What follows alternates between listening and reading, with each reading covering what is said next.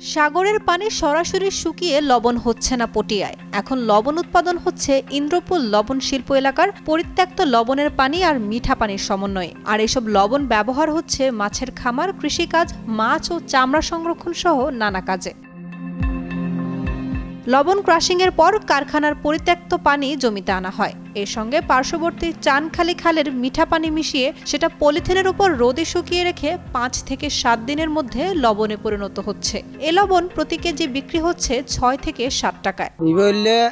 মিষ্টি পানি, লবণ পানি মিক্স করিয়ে তারপরে আরা ওই ফগরত জমাইয়ে তারপরে ইবা পদ্ধতি করিয়ে এই বিভিন্ন ফিক্কিরি মারি পানি সাফ করি, তারপরে এমনি সার দিয়ে ফুটি বেড়ে গলা দিয়ে তারপরে পলিথিনত ১ সপ্তাহ বাদে মানে ৭ দিন পর আবার লবণ তুলিয়ে টালাই।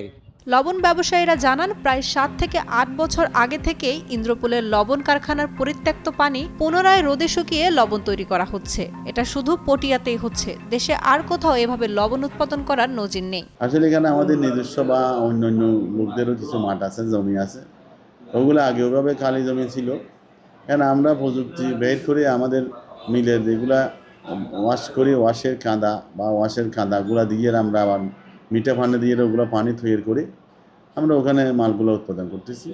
ওই উৎপাদনের মালগুলো আমরা মাছের জন্য, তারপরে বিভিন্ন ইন্ডাস্ট্রিতে আমরা বিক্রি করি।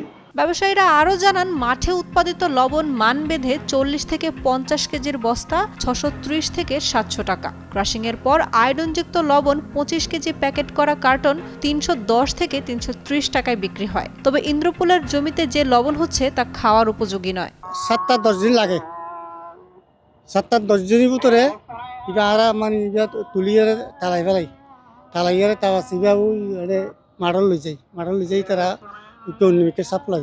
ইন্দ্রপুল লবণ শিল্প এলাকায় ৪৪টি লবণ পরিশোধন কারখানা থাকলেও বর্তমানে চালু রয়েছে ৩০টি। প্রতিদিন ৫ থেকে ৬ হাজার শ্রমিক এসব কারখানায় কাজ করছেন। পাশাপাশি লবণের কমিশন এজেন্ট রয়েছে ৩০ থেকে ৩৫ জন।